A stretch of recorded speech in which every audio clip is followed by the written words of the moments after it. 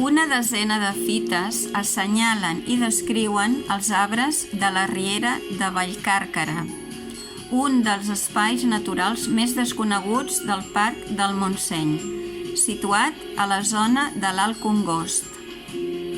L'itinerari, especialment dissenyat per conèixer la flora i la fauna del territori, surt des del centre d'interpretació de l'entorn de l'estació de Figaró-Montmany.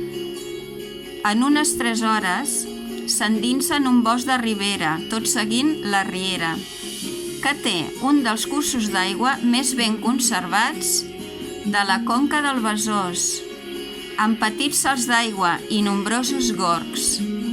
Pas a pas, tot mirant els rètols que indiquen les espècies d'arbres més emblemàtiques o fins i tot observant alguna merla d'aigua, indicador del bon estat de conservació d'un rierol.